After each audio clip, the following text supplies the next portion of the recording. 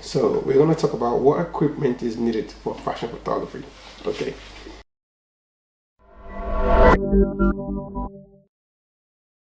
Obviously, you need equipment, from tripod to lens to different lenses, strobe lights, your SD card, multiple battery. The list goes on. Obviously, the most important thing is the DSLR camera body. You're gonna get a Canon or Nikon. It doesn't really matter. Now, typically in fashion photography, it involves a few key pieces in order for you to get high quality images. But once you have your DSLR body camera, you can get multiple lenses to mount the lens to the body. If you're just starting out, you can get lenses from as cheap as 3,000, and some even goes up to 8,000, depending on your budget. But I would always recommend to start with what you have and make sure you hone your skill first as a photographer or as a budding aspiring photographer. Hone your skill first. Once you've honed your skill and you become more technical savvy with working with the camera, using different light system, and you've gotten more clients, you've built a lot more work, then you can improve over time. Obviously, my go-to lens is a 50mm lens, and you need multiple lenses as well for different scenarios. But you'll be surprised you can do a lot with a 50mm lens if you're just starting out. As you become experienced, you obviously need to invest in cameras that can capture heavier file size, that can also help you great images. The next one is different lenses. You need different lenses for different occasions. You probably need a collection of lenses, but you don't need to overly. If you're just starting now, you don't need to go and buy 6-7 lenses. You can just start with 1 or 2 lenses. I recommend getting you can get the 50mm lens, and then you can get another lens to compensate, and you can change them in between. Obviously, 30mm lens is ideal for 30mm lens is ideal for wide angle shoots. For example, if you're shooting a catwalk scene, for example, or if you're shooting e-com, for example, you need to capture a full length outfit. 30mm lens is great. And other photographers might use lenses as 400 to 600 mm. Other photographers might use longer lenses depending on the scenario for maneuver. It's just really just about whether you want to get a close up or zoom out or different scenario. So the next is lenses. That's it. And obviously, you need to invest in lighting equipment as well. If you have a studio, you might need to get an auto box, a different lighting system, a reflector, all that kind of stuff. If you're shooting in a studio, you probably need if you have a studio, if you're shooting in a studio, you're gonna need a great lighting system. You can strobe, where you put on the camera, it connects, it talks to the camera, and every time you flash it, it syncs with the light. And you're also probably going to need a light box. You can either get a camera, you can get a mounted strobe, or get a cable that plugs into it. Once you snap it, it automatically shows you the images.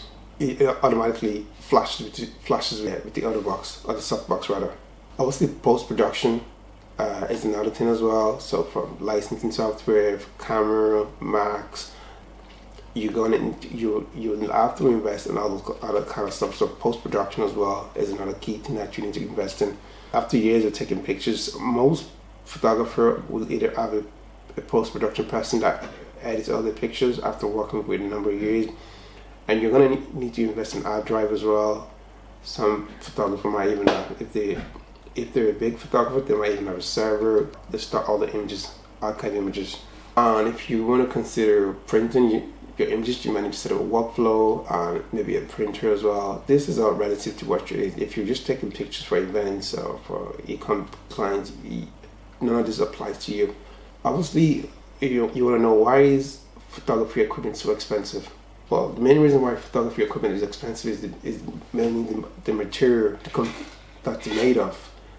Unlike your smartphone, where it's almost the same price as a digital camera now, but a lot of the components in the digital camera is quite expensive, and they are made in such a way to capture great quality images. Also, camera sensors as well is another reason why this photography equipment is so expensive. And obviously, the time and money, the business, the time and money, the company that goes into developing this lens, they do a lot of research. That's one of the reasons why it drives up the cost. And obviously, if there's a demand as well for the particular photography equipment, I know now with like a smartphone, probably there's a lot less demand for DSLR, but for a professional photographer, you're going to need a proper camera that shoots quality videos or quality pictures. So if you're shooting for fashion photography in a studio, this is some of the equipment you're gonna need strobe lights, a box. You're gonna need a lot of stuff that up front the cost is expensive. So if you're working in a studio, you're gonna need different lenses. You might need a 50 or 30. You need different lenses for different occasions. You're also gonna need a tripod as well. You're gonna need a tripod, and also like different lighting system like strobes, reflectors can also be used to get the lights that you want for your photograph. You're gonna need various background. When I was doing my studio, I got a backdrop 1 week after the other. You can get one week after the other. You're gonna need different backdrop for different clients, different scenarios where you're gonna need a backdrop for. This all adds up, but you can build up the cost slowly. Also props as well. You can invest in props as well. So if this is what you want to do as a full-time job, the investment upfront is necessary. But you could also go on Facebook Marketplace. You could go on Craigslist. You can go on any website that offer free stuff. A lot of photographers or a lot of people are giving up free stuff that you could that could be useful to you.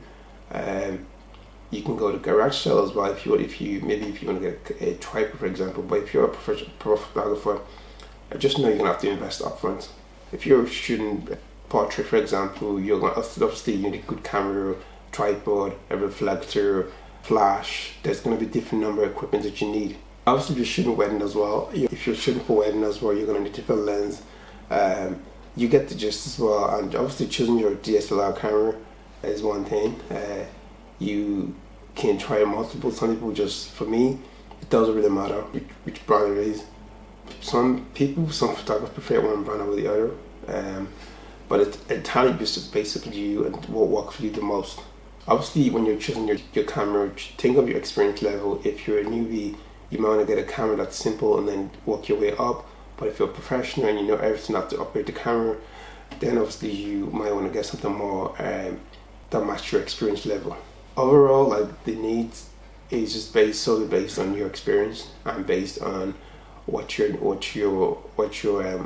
company you are.